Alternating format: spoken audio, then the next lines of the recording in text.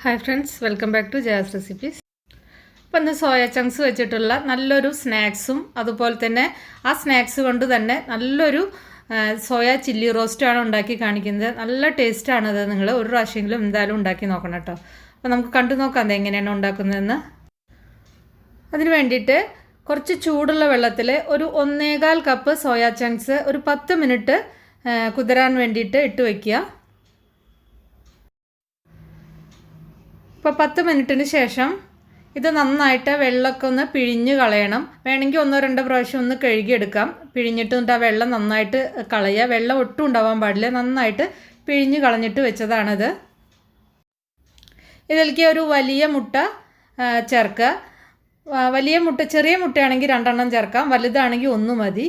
പിന്നെ കുറച്ച് കാശ്മീരി ചില്ലി പൗഡറും പിന്നെ എരിവുള്ള മുളക് പൊടിയും, അത് നിങ്ങൾക്ക് എരിവിന് ആവശ്യമായിട്ടുള്ള ചേർക്കാം കേട്ടോ. പിന്നെ 1 ടീസ്പൂൺ മല്ലിപ്പൊടി ചേർത്തിട്ടുണ്ട്.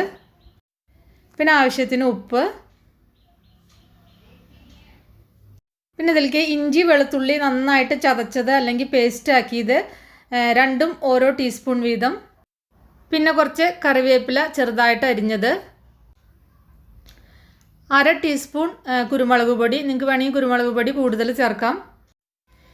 പിന്നെ ഇതിലേക്ക് ചിക്കൻ മസാലപ്പൊടി അല്ലെങ്കിൽ മീറ്റ് മസാലപ്പൊടി, അത് രണ്ടും ഇല്ലെങ്കിൽ ഗരം മസാലപ്പൊടി, ഇതിലേതെങ്കിലും ഒന്ന് ചേർക്കുക, ഫ്ലേവറിന് ആവശ്യമുള്ളത്. ഇതിലേക്ക് കുറച്ച് തൈര് ചേർക്കുക. ഒരു 1 അല്ലെങ്കിൽ 2 ടേബിൾ സ്പൂൺ തൈര് ചേർക്കുക. പിന്നെ ഒരു 3 അല്ലെങ്കിൽ 3.5 ടേബിൾ സ്പൂൺ കോൺഫ്ലോർ ചേർക്കുക. എന്നിട്ട് ഇതെല്ലാം കൂടി നന്നായിട്ട് യോജിപ്പിച്ചെടുക്കുക. കോൺഫ്ലോർ നിങ്ങൾക്ക് കൂടുതൽ വേണമെങ്കിൽ കൂടുതൽ ചേർക്കാം. ഒരു 3-3.5 ടേബിൾ സ്പൂണിൻ്റെ അടുത്ത് വെച്ചിട്ട് ഞാൻ ചേർത്തിട്ടുണ്ട്. 4 ടേബിൾ സ്പൂൺ ആയാലും കുഴപ്പമില്ല. നന്നായിട്ട് മിക്സ് ചെയ്യുക. ഇപ്പോൾ ഗരം മസാല അല്ലെങ്കിൽ മീറ്റ് മസാല നിങ്ങൾക്ക് ഫ്ലേവറിനനുസരിച്ച് ചേർക്കുക കേട്ടോ. ഇപ്പം നന്നായിട്ട് ഒന്ന് മാരിനേറ്റ് ചെയ്തിട്ട് വേണമെങ്കിൽ ഒരു 10 മിനിറ്റ് വെക്കാം, അല്ലെങ്കിൽ അപ്പോൾ തന്നെ ഇത് ഫ്രൈ ചെയ്തെടുക്കാം.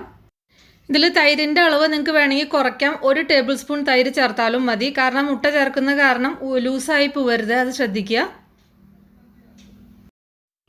ഇപ്പോൾ അതേ എണ്ണ ചൂടാക്കാൻ വെച്ചിട്ടുണ്ട്. അപ്പോൾ ഞാൻ കുറച്ച് കൂടുതൽ എണ്ണ ഒഴിച്ചിട്ടുണ്ട്. അപ്പോൾ ഇത് നമ്മൾ സ്നാക്സ് ആവുക കാരണം നമുക്കിത് നന്നായിട്ട് ക്രിസ്പി ആയിട്ട് കിട്ടണം, എന്നാലല്ലേ നമുക്കിത് കഴിക്കാൻ പറ്റുള്ളൂ. അപ്പോൾ ആ ഇതിന് വേണ്ടിയിട്ട് പിന്നെ ഡീപ്പ് ഫ്രൈ ചെയ്യണം. അപ്പോൾ നല്ല ക്രിസ്പി ആയിട്ട് വേണം ഇത് എടുക്കാൻ.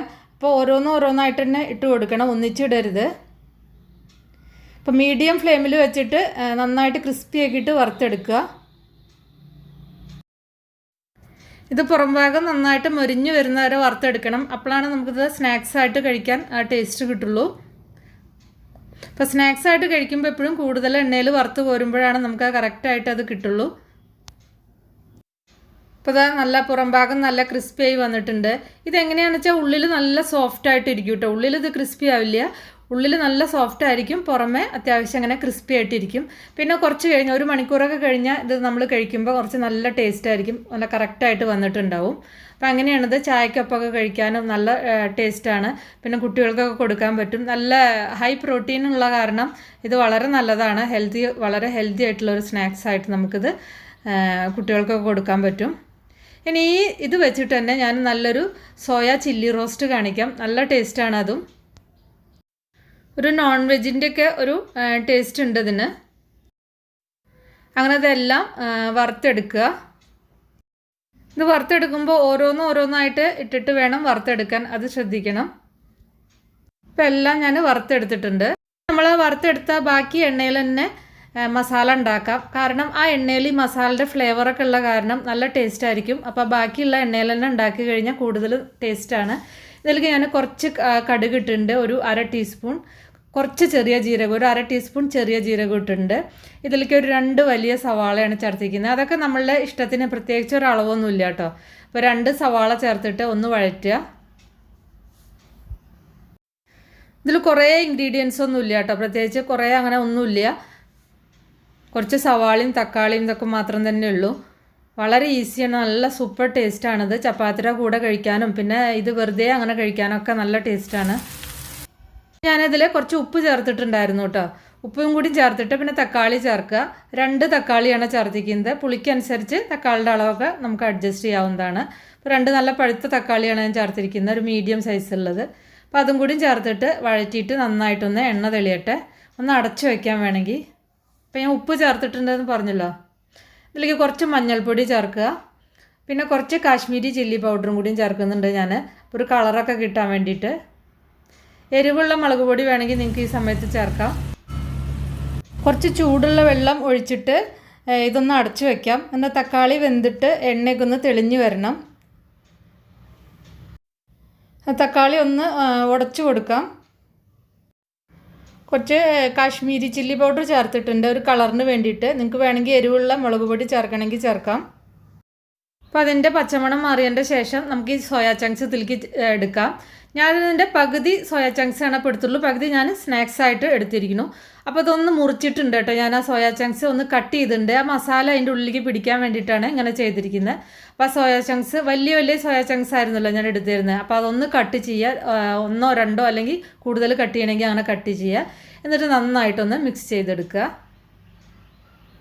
അപ്പോൾ ആ സോയാ ചങ്ക്സിൻ്റെ ഉള്ളിലേക്കൊക്കെ ആ മസാല നന്നായിട്ട് പിടിക്കും, ഈ തക്കാളിയുടെ ആ ഒരു ടേസ്റ്റും ഇതൊക്കെ. ഇനി ആ സോയാ ചങ്ക്സിലേക്ക് ആ മസാലയൊക്കെ ഒന്ന് പിടിക്കാൻ വേണ്ടിയിട്ട് ഒന്ന് അടച്ചു വയ്ക്കുക. അടച്ചു വയ്ക്കുമ്പോൾ ഇടയ്ക്കൊക്കെ ഒന്ന് തുറന്നിട്ട് ഇളക്കി കൊടുക്കാൻ മറക്കണ്ട. അപ്പോൾ ഇങ്ങനെ ഞാൻ ഒരു 8 മിനിറ്റോളം ഞാൻ അടച്ചു വെച്ചിട്ടുണ്ടായിരുന്നു.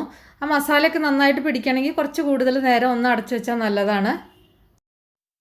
ഇനി ഇത് തുറന്നു വെച്ചിട്ട് ഒരു 1 or 2 മിനിറ്റ് തുറന്നു വെച്ചിട്ട് ഇതൊന്ന് നന്നായിട്ട് ഇളക്കി യോജിപ്പിച്ചെടുക്കുക. അത്രേ വേണ്ടൂ. അപ്പോൾ നമ്മുടെ സോയാ ചങ്ക്സ് റോസ്റ്റൊക്കെ റെഡി ആയിരിക്കുന്നു. ഞാനിതിൽ മസാലയായിട്ട് മുളക് പൊടിയും മഞ്ഞൾപ്പൊടിയും മാത്രമേ ഈ ഉള്ളിയുടെ കൂടെ ചേർത്തിട്ടുള്ളൂ, വേറെ ഒന്നും ചേർത്തിട്ടില്ല. അപ്പോൾ നമുക്ക് സോയാ ചങ്ക്സിൽ ഞാൻ മസാലയൊക്കെ ഉള്ള കാരണം ഇതിൻ്റെ കൂടെ പിന്നെ വേറൊരു മസാല ചേർക്കേണ്ട ആവശ്യമില്ല. ഇനി നിങ്ങൾക്ക് വേണമെങ്കിൽ ഗരം മസാലയൊക്കെ ചേർത്ത് കൊടുക്കാം കേട്ടോ. അവസാനം കുറച്ച് കറിവേപ്പില ചേർക്കുക, വേണമെങ്കിൽ മല്ലിയിലൊക്കെ ചേർക്കാം. നല്ല ടേസ്റ്റാണിത് ചപ്പാത്തിയുടെ കൂടെ. ഇനി വെറുതെ അങ്ങനെ കഴിക്കാനും നല്ല സൂപ്പർ ടേസ്റ്റാണ്. അപ്പോൾ നിങ്ങൾ ഉണ്ടാക്കി നോക്കി നിങ്ങളുടെ ഫീഡ്ബാക്കൊക്കെ ഒന്ന് അറിയിക്കുക. ഇഷ്ടപ്പെട്ടാലൊന്ന് ലൈക്ക് ചെയ്യുക. അതുപോലെ തന്നെ നമ്മുടെ ചാനൽ ഇതുവരെയായിട്ടും സബ്സ്ക്രൈബ് ചെയ്തിട്ടില്ലെങ്കിൽ പ്ലീസ് ഒന്ന് സബ്സ്ക്രൈബ് ചെയ്യുക. പിന്നെ നമുക്ക് വേറെ ഈസി റെസിപ്പി വീണ്ടും കാണാം. താങ്ക്